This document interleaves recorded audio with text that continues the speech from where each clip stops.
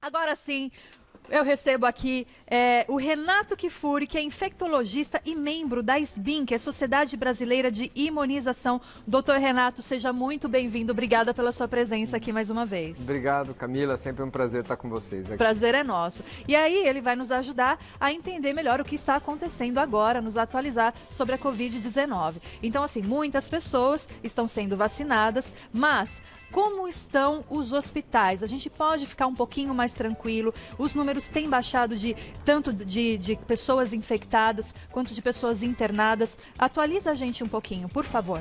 Olha, Camila, a gente está vendo que a maioria dos países vem retratando, né? Quando você começa a vacinar mais intensamente, especialmente os grupos mais vulneráveis, o número de hospitalizações e mortes cai, né? Porque quando você tira ali protege os indivíduos mais vulneráveis, eles não vão parar no hospital, a despeito da circulação do vírus continuar alta. Então a gente continua registrando muitos casos, ainda próximo do pior momento de 2020, 40 mil casos por dia é bastante. Muito. Mas agora eles estão acontecendo entre não vacinados, que são os mais jovens, com risco menor de adoecimento. Então cai um pouco o número de casos, cai muito mais hospitalização e mortes, mas agora precisamos avançar também entre os mais jovens, para a gente reduzir essa transmissibilidade, né? Você acredita que até o ano que vem consiga vacinar todos? Acho que esse ano ainda, viu, Camila? Esse ano ainda? Esse ano ainda. Nós já compramos, o Brasil já comprou vacina para vacinar toda a população até outubro. Outubro chegam vacinas suficientes para oferecermos pelo menos uma dose até para todos acima de 18 anos. E quem sabe até o final do ano, todos com 2 doses. Agora, doutor, tem muitas pessoas que relatam, algumas pessoas relatando, que mesmo depois de tomar a segunda dose da vacina, contraíram a Covid. Isso realmente pode acontecer? Isso pode acontecer sim. Nenhuma vacina é 100%, né? A gente sabe que tem sarampo em quem tomou vacina, tem catapora em quem tomou vacina, as doenças acontecem mesmo em vacinados. A boa notícia é que quando a vacina falha e o indivíduo acaba adoecendo, a doença tende a ser muito mais leve. Agora, quando a gente tem 50 mil casos, 40 mil casos novos por dia, aqueles 5% que falharam na vacina, ficam muitos. Imagina 5% de 10 mil vacinados, né? São praticamente 500 pessoas vacinadas que vão ter doença todo dia, porque tem 10 mil casos, né? Então, para cada 10 mil casos em vacinados, 500 vão ter. Ninguém olha para os 9.500 que se protegeram, né? Entendi. Só olha para aqueles pouquinhos que, mesmo vacinados, adoeceram. Então, é comum. É comum porque tem muito caso, então, mas representa uma parcela muito pequena entre aqueles vacinados. O nosso medo agora é essa variante Delta, né? Pois é, esse assunto que eu vou entrar agora também, que essa variante foram, inclusive, acho que 8 casos, se eu não me engano, aqui em São Paulo identificados, né, doutor?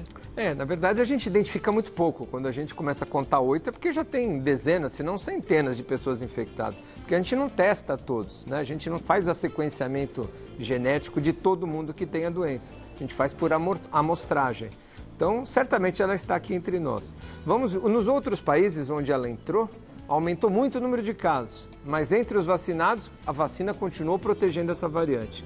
Então, qual é o recado que fica? A variante está entrando, ela vai encontrar aqui uma competidora boa, que é a nossa variante P1 aqui, a brasileira. Certo. Se ela vencer a brasileira e se tornar protagonista, provavelmente nós vamos ter mais casos, mas se a gente vacinar mais rapidamente, a gente vai evitar a hospitalização, vai ter mais casos, mas mais casos leves. Então, essas vacinas que estão sendo dadas agora, elas também são eficazes no caso dessa variante Delta? O mundo, na prática, está observando isso. Na Inglaterra, na Bélgica, na Holanda, todo mundo aumentando, disparando o número de casos e hospitalização lá embaixo. Quer dizer, os vacinados estão protegidos das formas graves. Agora, acontece também de algumas pessoas ou muitas pessoas que vacinaram, fizeram a primeira dose da vacina, não voltam para fazer a segunda dose. Qual é o perigo disso, doutor? Camila, esse é talvez o pior problema que a gente vem enfrentando, porque a gente sabe que as vacinas funcionam e vão entregar essa eficácia prometida quando o esquema está completo, de 2 doses. Uma única dose vai fazer com que essa proteção se perca com o passar das semanas e dos meses.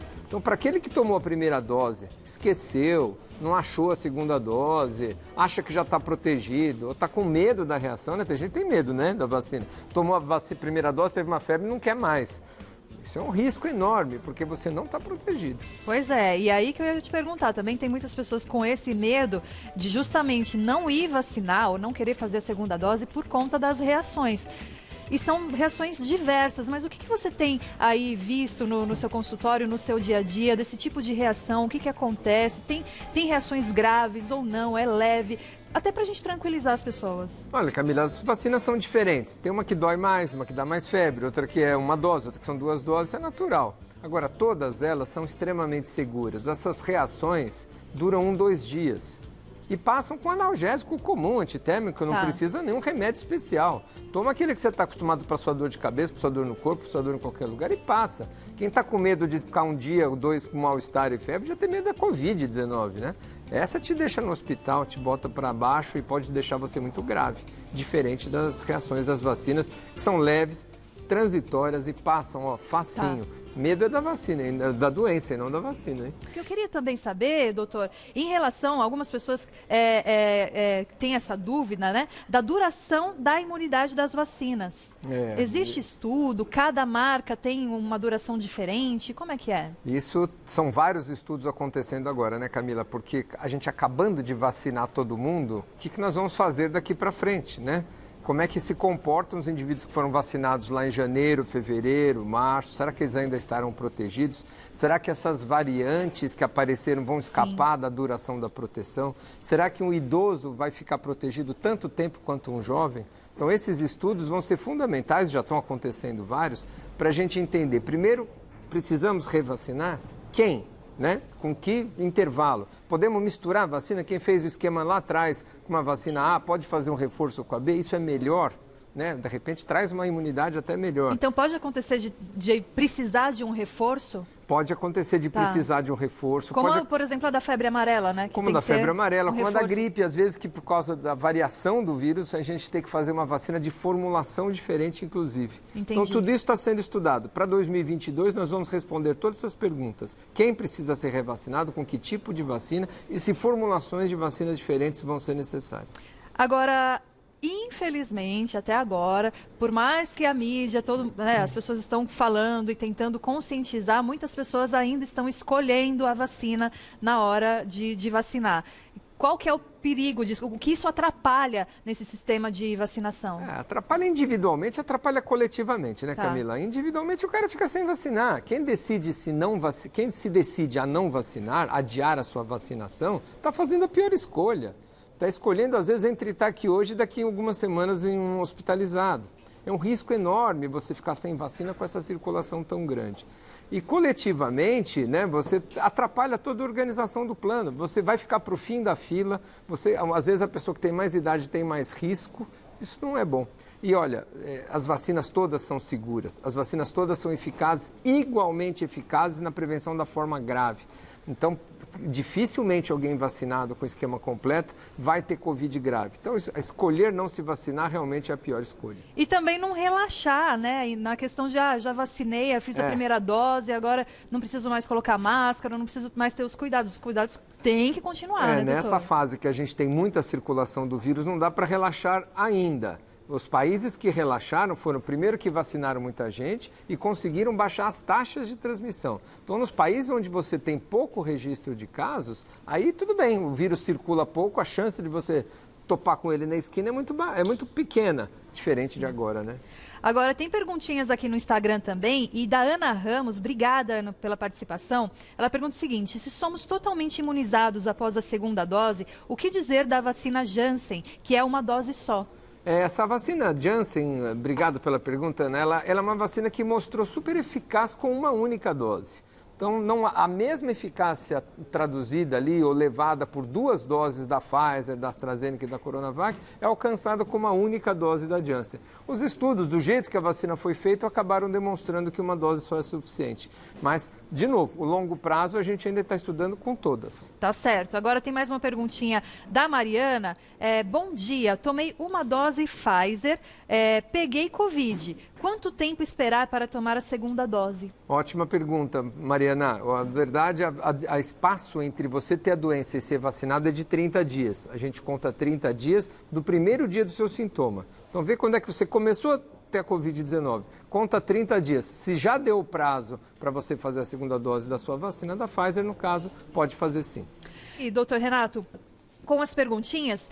Então a gente perguntou, a Mariana perguntou, né, que ela tomou a primeira dose, pegou Covid, e quanto tempo esperar para a segunda dose. Aí, a Ana pergunta o seguinte: bom dia, contraí a Covid e ainda não tomei a primeira dose. Devo esperar? Então ela ainda não tomou nenhuma dose, mas contraiu a Covid. Quanto tempo ela deve esperar para tomar a primeira dose? Nesse caso muda? Não, não muda não. Mesmo intervalo, 30 dias entre o diagnóstico da Covid, do primeiro sintoma, e receber a vacina da Covid. E a Márcia também, Ventura, um beijo para você. O asmático corre maior risco, mesmo vacinado, de contrair novamente o Covid?